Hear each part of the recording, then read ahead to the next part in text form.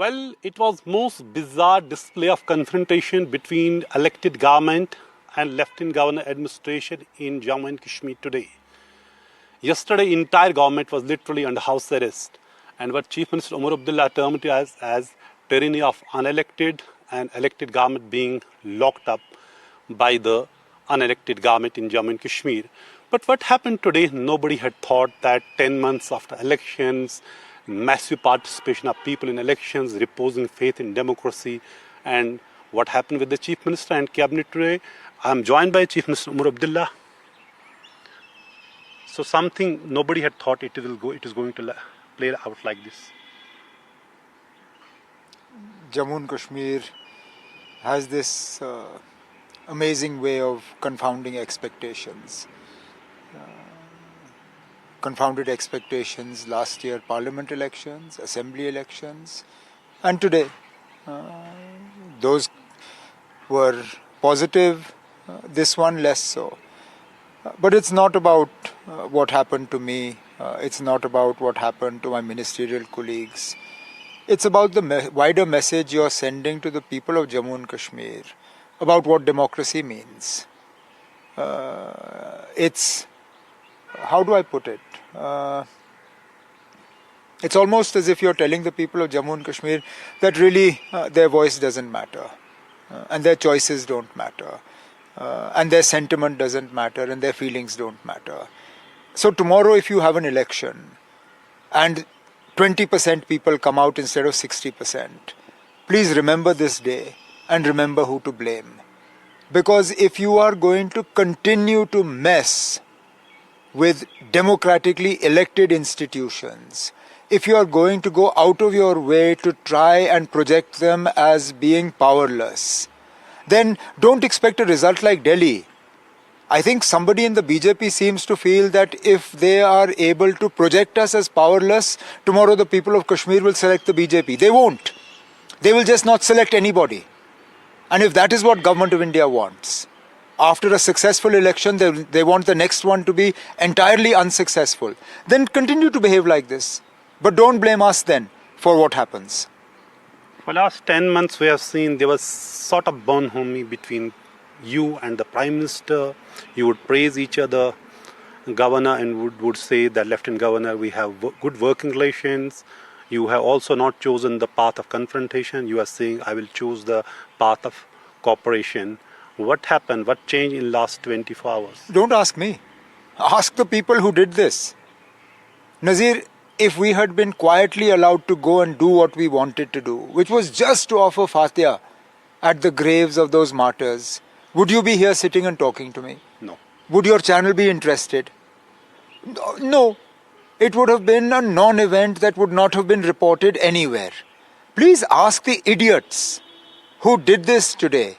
What were they thinking? What was their aim? If they wanted to make a non-story into at least national story, then well done to them, yeah? Today you're sitting and talking to me where otherwise you wouldn't have been doing it. So, I mean, I honestly, I fail to understand. I've also governed J&K with control over the Home Ministry. I've been in charge of the police. I would never have taken a decision like the one that was taken today. It was foolish, it was short-sighted, and it lacked any semblance of intelligence behind this decision. And if this is the sort of decisions that are being taken with regard to Jammu and Kashmir's law and order, then God help us.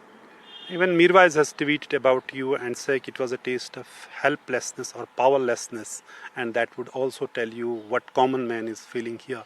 Do you actually feel? I am in no way am I helpless or powerless. I understand the position that the Mirwais is in, and therefore I am not going to get into a war of words with him. But let me just say that I am far from a powerless person, okay, and I don't require an office to be able to do things. The office of the Chief Minister is not where I derive my power from. I derive my power from the people of Jammu and Kashmir, and I am not powerless. But when you said in your earlier at a Martyrs Graveyard that some people want, we are living in a free country, but some people won't feel us like slaves. We are not slaves. We are only servants of people. Who you want to? Obviously, who was I talking about? The people who tried to stop us today. The people who thought that we would bow before them. The people who thought that if they put a CRPF bunker in front of my car, I will stop. Or the people who thought that if they block Sakina's way, she will stop.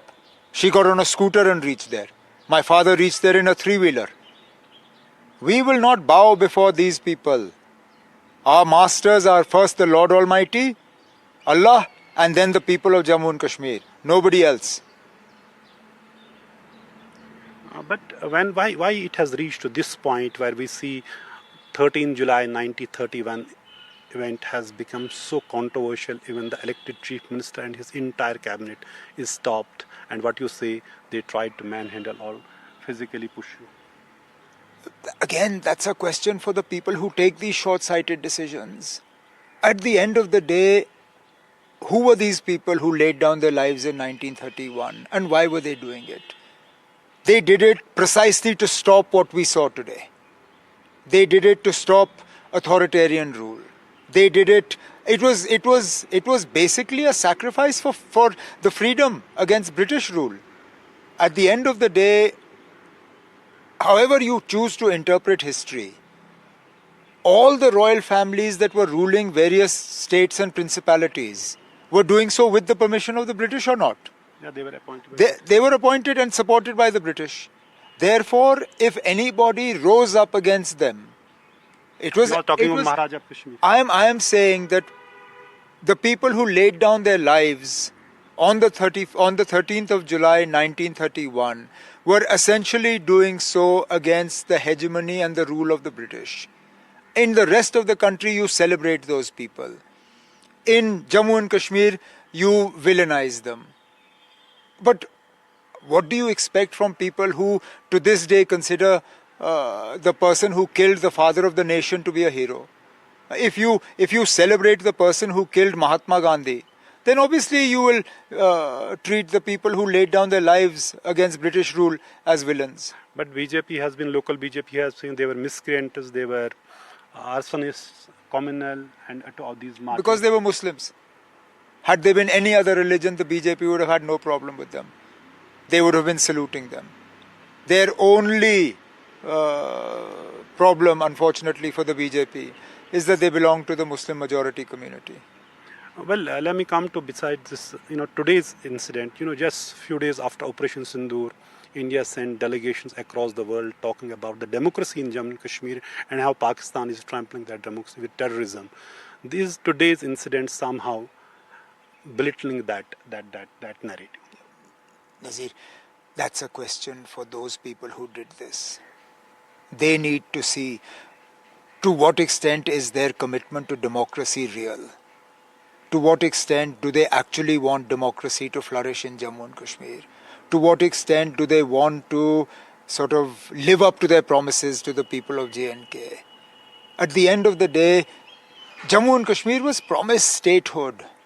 We're not even going to get into the wider question of what was taken away from us on 5th August 2019.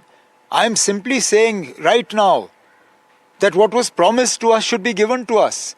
That is democracy. You said three things, three steps. Chronology. Delimitation, elections, statehood. Delimitation, done. Elections, done. Now fulfill your promise. Prime Minister said, ये मोदी का वादा है. अगर है तो पूरा करिए ना. Are you a bit disappointed it has not been fulfilled so far? Even Supreme Court telling them do it as soon as possible. Of course I'm disappointed. I mean, you keep saying it will be at the appropriate time. Please tell us, what is the appropriate time? Today, the whole country knows that what happened in Pahalgam was not my failure. The Lieutenant Governor today has said he is responsible for what happened in Pahalgam. His failure is what pushed us almost to war, not the elected government. So you can't even blame us for what happened. We deserve to have the promise made to us fulfilled. So what will you do since you say you are now disappointed, government has not delivered on this promise? What would be the next course of action? You leave that to us. Everything has its own time and place. And we have already certain plans in mind. We will ensure that the voice of the people reaches Delhi. Whether if they choose to ignore the voice through the election, there are other ways to get people's voice across to Delhi, and democratic, peaceful ways. I'm not even for a moment suggesting that we will adopt undemocratic means or means that are anything less than peaceful. But within the wide prism of the space that democracy affords us, I will make sure that the voice of the people for the fulfillment of this promise reaches Delhi. And after that, if they choose to ignore it, then we'll see. What would be your message to the people who voted for you or who didn't vote for you but today saw these images? Chief Minister not being allowed yesterday, entire cabinet being actually put under house detention, and you termed it tyranny of unelected. Well, it is the tyranny of the unelected. It is unfortunate that the people of Jammu and Kashmir are not being given what is due to them. That's it. But rest assured, we are not going to be silent. We are not going to be cowed down. We are not going to allow people to walk all over us. We will do what we have to do to make sure the voice of the people is heard loud and clear. But over the last 10 months, you had tried to use what you have yourself said, cooperation, not confrontation. Do you think it would be business as usual, or it would be a bit We'll wait and see. I'm not Nazir. I've never been the sort of person who makes threats. And I certainly don't make them using television channels. I do what I have to do. I'll continue to do what I have to do. Ultimately, my aim is to ensure that the people of Jammu and Kashmir get what is due to them. I did not seek this confrontation. I did not seek this fight. This has been forced on us. So, what is the future course of action? Because the way things are, for example, your government has not got back the business rules. You have not been able to appoint the Advocate General, which is actual. Oh, no. We appointed an Advocate General. He is not being allowed to work. Okay. And I did not appoint a new Advocate General. I simply asked the Advocate General who had been appointed by the Lieutenant Governor to continue his work. And he received a call and was told not to go to the office. So I have not, it's not as if we have not appointed an Advocate General. We asked the Advocate General to work. He was told not to. So this question needs to be posed to the people who phoned up the Advocate General and told him not to come to work. Similarly with the business rules. We have submitted it twice. It has been approved and submitted twice by the Council of Ministers. Please ask why it is stuck. And don't raise procedural queries.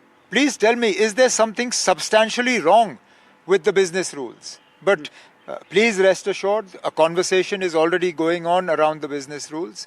I'm not going to make what is happening public at the moment, but we are in discussions about the business rules and we will pursue them. But would today's incident, it would add some bitterness to the relations between you and the central government? Would there be that? Some bitterness between you and the center? You have said there would be a cordial relation. See. You are not answering. I'm not. Thank you so much, Mr. Omar Abdullah. But last question I should ask. The message to the people who voted for you, you didn't answer that. It's not just the people who voted. For the entire people of Jammu and Kashmir. Today is unfortunate. It should never have happened. But this will not detract us, nor will it deter us from our mission. कहते हैं मायूसी कुफर है. There is no place for मायूसी. We must be strong, we must be brave, and we must be steadfast. And your critics may say that you have not taken a stand, but opposition is telling you always. So that's why it has reached to this point. Is that correct to you? What is opposition's job? To oppose? Correct. They're doing that. Thank you so much, Mr. Omar Abdullah. So, Omar Abdullah is disappointed, but he say they are not going to be cowed down. They will fight for the statehood, and today he is clearly saying, he has never said it before, that despite promises made by the center, it has not been delivered on restoration of statehood. That's why we saw this ugly, display of power on both sides, bizarre confrontation between elected government and LG administration here in Srinagar over the issue of paying homage to the martyrs of 1931.